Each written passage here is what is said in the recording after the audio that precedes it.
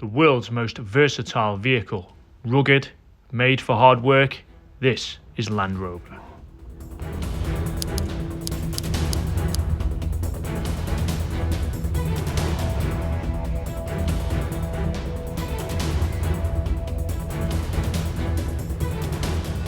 Today we're going to do a full walkthrough of my Land Rover Defender, every modification I've done to date, some of the things I'd like to do, and generally what it's like being a Land Rover owner. Unlike a lot of the boat and diving stuff that I've got, nothing on this Land Rover is sponsored. Everything I've paid for myself. This is completely unbiased, unsponsored walk around. You guys have asked for it, so let's get into it. So we'll do the exterior first before we move on to the interior. And as you can see, there's some quite Gucci upgrades in there, which I'll talk about. So this is a 2008 Land Rover Defender 90 XS station wagon. This is the 2.4 litre engine version. And I bought it from an older couple who basically had another one of them. As far as I know, this vehicle has never done any off-roading, definitely not towed anything. It wasn't without its quirks when I bought it. I'll overlay a picture on the screen of what it looked like when I bought it. It had like a silver SVX style grille, which was not really to my taste. There's still a few little silver bits on it I want to get rid of. I basically want to black it out. Let's start with the grille. This grille is a Renegade by Uproar 4x4, and I have to say, when it came, it's probably one of the best packaged things I've ever seen, but you have to build it. It's really well powder coated. The bumper needs a bit of attention. I'm looking to replace that, hopefully with something maybe from ORE. The steering guard is a Terra Firma steering guard. I really like the red accents. These light guard surrounds, these sort of like classic series style looking things, are also from Uproar 4x4. I just really like their stuff. It seems really decent. As for the same with the horn reflectors, LED light pack lights all around. These here look brilliant. They've got the halo that comes on daylight running light. These were 50 quid, really cheap. What I'll try and do is overlay everything I've bought on the side so you can see what it actually looks like. So moving up, this, because it's the older 2008 one, had Land Rover in silver and it was looking a bit knackered, so I'll replace that with a Defender lettering. I just think it looks better.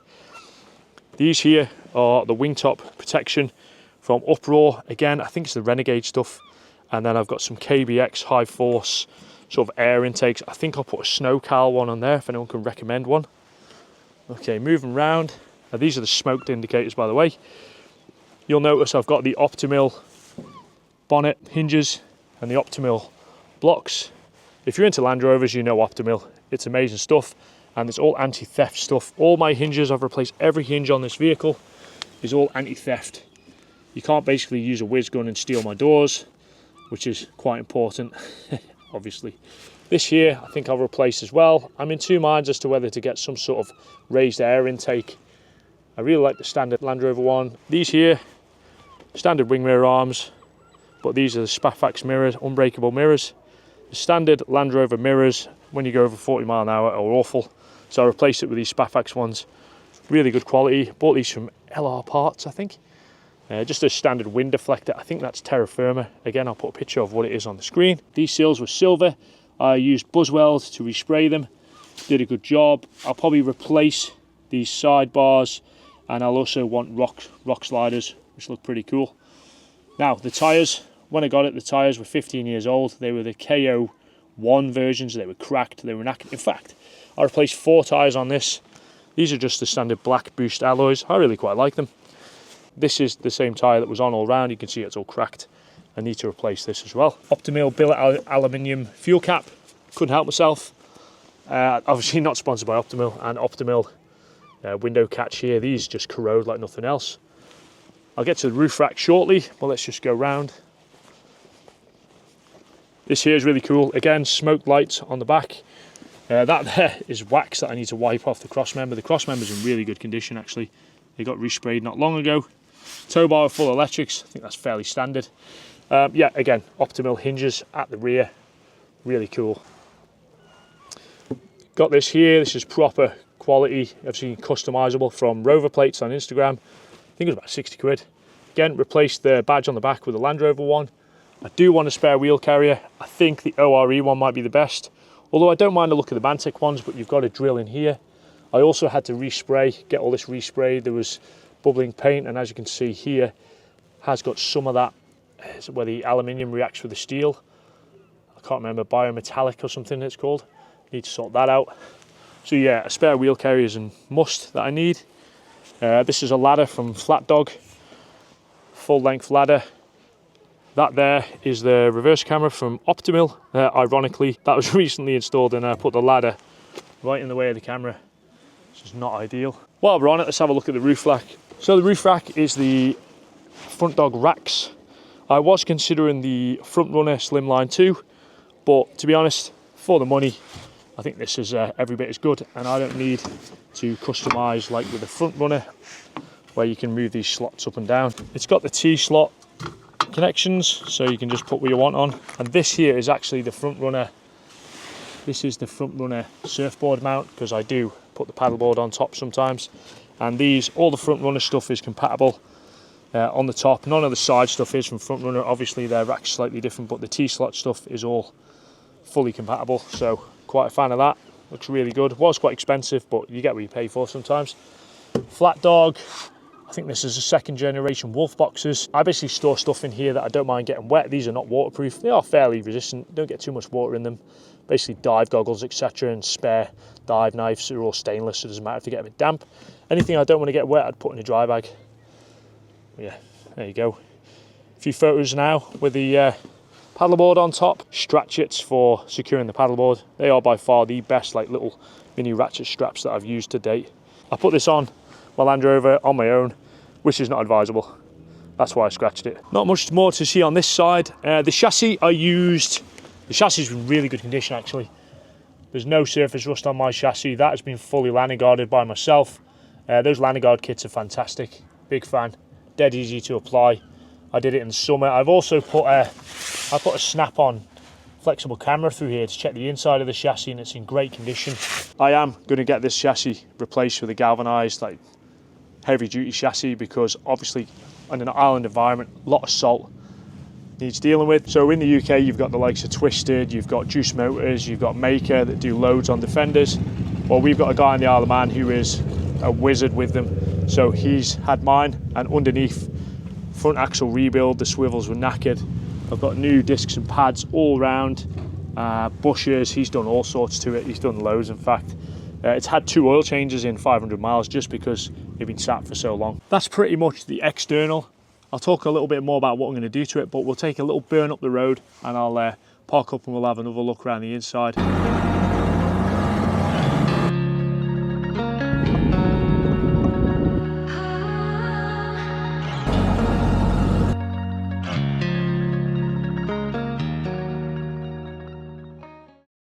Great thing about the island, you can literally go from the beach to up here in the mountains in no time. So there she is.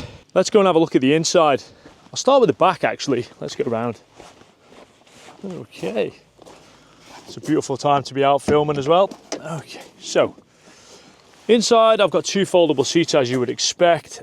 Generally they're folded up. That one's got a strap around it because it's a bit loose. It depends what I carry in. I've currently got 3 diving fins. I've got a power bank in there charging the drone battery, a pelly case, coffee stuff. I'm a bit of a coffee nerd. Love all the coffee stuff. We'll get to all the stuff in the front shortly. But yeah, you'll notice here off the back door, I've got the ORE rear window guard with some molly attachments. This here is a real Gucci bit of kit. I believe they pride themselves on their powder coating. I only hear good things about them. I've got a reverse camera here. You'll notice I've actually got 2 reverse cameras in this car, as I mentioned before. I'll show you what the feeds for those look like shortly. I need to tidy up the wiring for that. At the moment, it's just going round. That's a relatively new thing. But yeah, the window guard, molly attachments, grips, I think they're called. That there is just a personal locator beacon, which I use when I go out on the boat, but it's also good for if you're going off into the mountains or whatever. This here is a Tough Trek rear sort of door mount. I was told me the idea of having a foldable table here. I store all sorts in here like dive gear, tools, whatever, but I'm very careful not to put too much weight on this back door until I get some form of wheel carrier on here to take the weight off the wheel. Otherwise you can crack your door. It's not insulated or soundproofed at all, this vehicle. That's something I want to do. So looking at the Dynamat sort of matting. Let's get in. So this is my kind of view. This is what I see. Straight away you'll notice this thing. This is the Stinger High 10. They only came out this year. It's an integrated sort of 10-inch multimedia system. which has all sorts of vehicle data on it. I'll talk about that shortly as well. Let's just fire it up. Okay, so there you go. So it's in reverse. So my reverse, that's the optimal reverse camera, which, by the way, I don't think the resolution's very good for the price point. I think yeah, sure, the billet aluminium stuff's good, but I don't actually rate the camera itself. It's pretty poor quality. Certainly when you compare it to this one here, which is the Wolf box, but I'll show you that shortly. Let's take it out reverse. So this here I installed myself. It was quite easy, to be honest. Instructions were fairly obvious. It looks like a rat's nest when you're doing it, but it's quite straightforward. It's got all sorts of integrated data. So this here is with it being the first edition Puma, so not the 2011 onwards one, I haven't heard of many people saying that all this vehicle data works, but it works on mine. You've got all the gauges, cooling temperatures, battery voltage, air intakes, and you've got the performance stuff as well, showing the speed. And I mean, 0 to 60 last quarter mile time doesn't really matter. And then of course you've got the pitch and roll stuff, which is really useful when you're doing off-roading. I've got obviously this here because it's linked through via GPS. I've got the other GPS controller there because this here, which is my Wolf box camera, basically I installed this on the rear view camera. That's the camera you saw in the window guard. It's got GPS, which shows your speed. You can have both front and rear camera, or you can just have front, depending on. But the really good thing is, this is the rear camera. You can scroll up and down. It just gives you a little bit more visibility at the back. And same with the front camera. You can move it around. Really cool. I'm really impressed with that, actually. It records both at the same time and it gives you full GPS. Because when I look out the rear view with the window guard, I can't actually see out the back window. Yes, child seat. That's not some Gucci bucket seat. I do take my kids out on this. They absolutely love the Land Rover life. Moving on, there's a little mic there. And by the way, the wiring for the Wolf box, but this wiring I've just ran into the headliner down here in behind the dash. And that is powered via USB into the Stinger, at the rear of the Stinger. I created like a little bridge. I love wiring. Obviously, you might have seen one of my boat wiring videos where I can supplement. If I put a power bank into here, it will actually backwards charge and I can leave that fully charging. I didn't want to hardwire it into my vehicle. So if I park somewhere and I just want full record, I can let it crack on. Certainly that power bank in the back would charge that thing for about a day and a half, 2 days. So, right, steering wheel. It came with like a Momo, like little boy racery steering wheel, which I really wasn't a fan of. This here's the Momo Prototipo, just with a standard boss. I think I will get a removable steering boss for anti-theft. Just makes sense. But that is pretty Gucci. I'm liking that display. My car's done 81,000 miles. These are good for about 300,000 if you look after them. Just a slightly raised cubby box that came with it.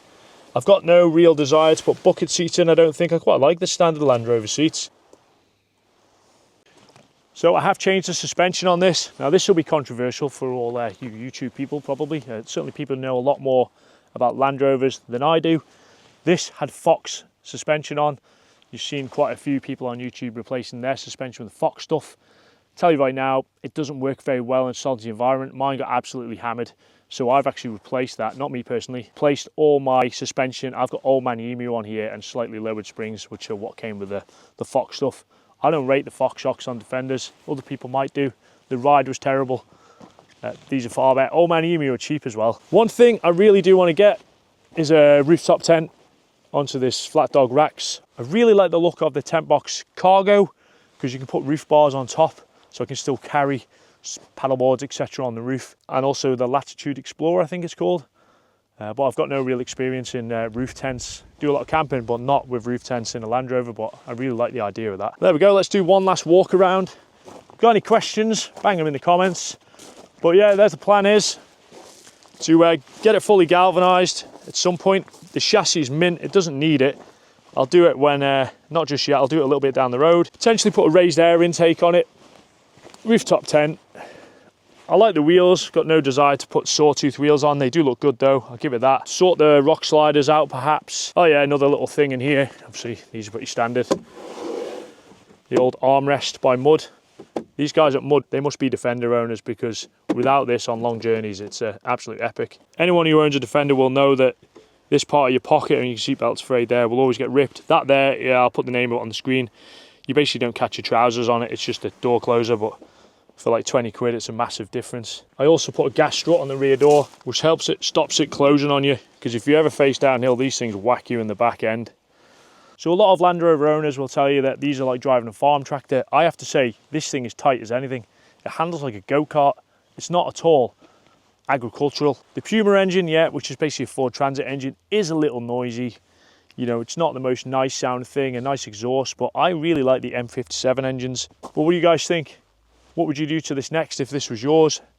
As always, I'm quite open to sort of what you guys think. There's a lot of people out there with some really good ideas. I use this primarily for water-based activities, towing the Carbon Pro boat around, getting near beaches, etc. But there we go. I'd like to take this thing to Scotland in the winter. I've already had it out in snow here on the island. I've owned it for just under a year and it is nicely taking shape.